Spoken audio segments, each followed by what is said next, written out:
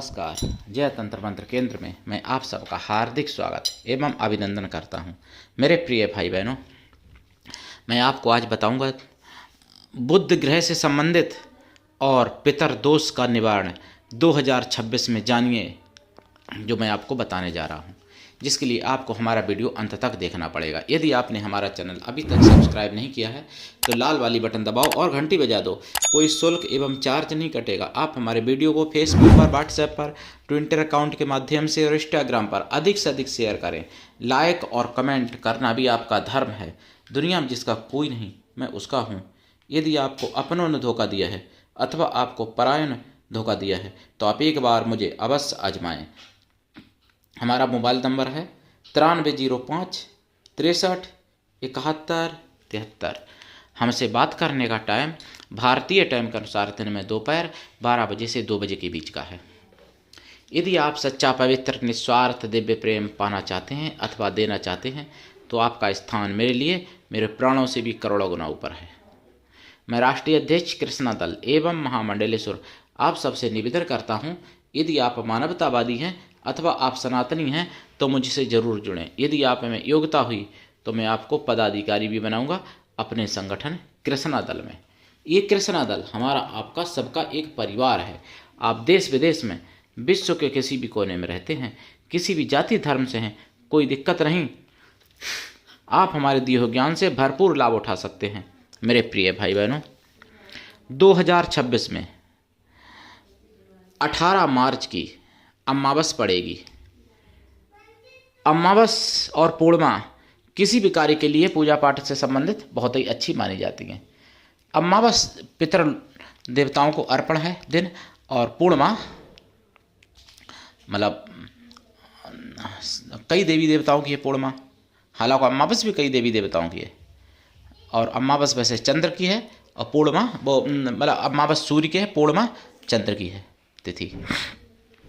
तो 18 मार्च जो अमावस पड़ रही है इसके बारे में आपको बताऊंगा, लेकिन उससे पहले मैं फिर आपसे निवेदन करना चाहता हूं कि जो उत्तम नगर में दिल्ली में घटना हुई, जो मैंने 7 मार्च को सुना है, 7 मार्च 2026 में जो सुना है, तो इसको आप बहुत ध्यान से समझें सुदर्शन चैनल पर, मेरे चैनल पर भी, क्योंकि ऐसी स्थिति आपके घर पर ना हो जाए कहीं। इसलिए मैं आपको जगाना चाहता हूँ, इसलिए मैं आपको बताना चाहता हूँ कि आप जिहादियों को पहचानो। आप उल्टे मत चलिए, जैसे कि अपने भाई भाई से लड़ते हैं, भाई भाई दुश्मन बना देते हैं, अपनी जात बिरादरी में दुश्मनाई रखते हैं, अपने पड़ोस में दुश्मनाई रखते हैं, लेकिन मुसलमानों के तलबे चाटने को तैयार हो जाते हैं। लेकिन आपको नहीं पता, चाहे आप उनके तलबे चाटो, चाहे आप उनको सबको सौंप दो, अपनी बहन बेटियां भी सौंप दो, तब भी तुम उनके लिए काफिर ही रहोगे। काफिर का मतलब जिसको मार देने का अधिकार है, मतलब जिसको मुसलमान कहते हैं कि हम हमारे मारने के योग्य, मतलब हम उसको मार सकते हैं, कहीं भी मिले। इनकी कुरान में लिखा है जहाँ भी काफिर मिले वहाँ उसका कत्ल कर दो। तो काफिर उसको कहते हैं जो गैर मुस्लिम होता है। काफिर एक तरह से इनकी मुसलमानी भाषा में गाली कहें तो गलत नहीं होगा। तो ये हिंदुओं को काफिर मानते हैं, काफिर बताते हैं, इसलिए आप इनके लिए चाहे कुछ भी कितना भी करो। अब माताओं बहनों को समझ में नहीं आता, किसी के 32 टुकड़े हुए, किसी के 35, किसी के 55 टुकड़े हुए, लेकिन किसी को सूटकेस में, तो किसी को नाले में, गटर में, तो किसी को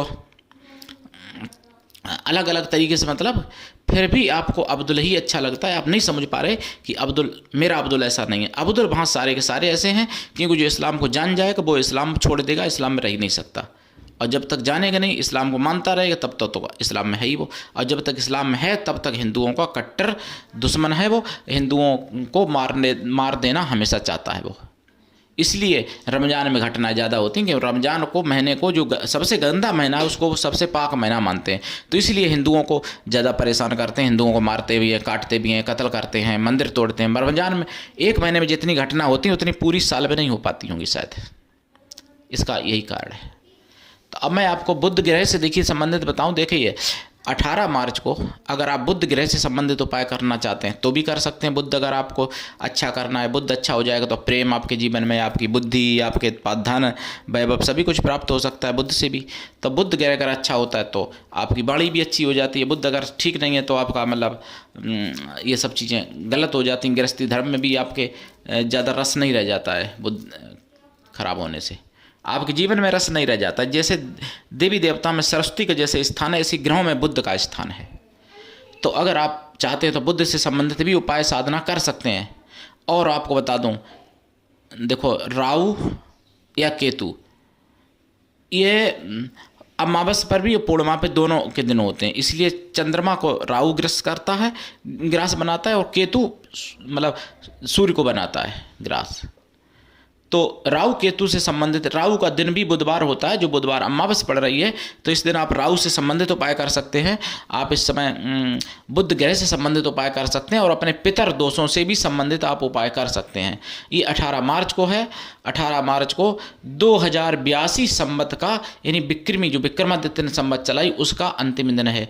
तो इसलिए मैं आपको हार्दिक शुभकामनाएं देते हुए मैं आपसे कहना चाहता हूं कि आप ये साधना करिए। दीक्षा लेके साधना करनी चाहिए, बिना दीक्षा के कभी कोई साधना में सफलता नहीं मिलती है। गुरु ऐसा हो शिष्य से कुछ भी ना ले, शिष्य भी ऐसा हो गुरु को सब कुछ दे, गुरु पर पूर्ण विश्वास करे, गुरु के लिए समर्पित रहे, गुरु से अपना पाप पुण्य भला बुरा सुख दुख सब कुछ बता सके, ऐसा होना चाहिए शिष्य। और गुरु भी ऐसा हो जो कि ये सब कुछ सुन सके आपकी।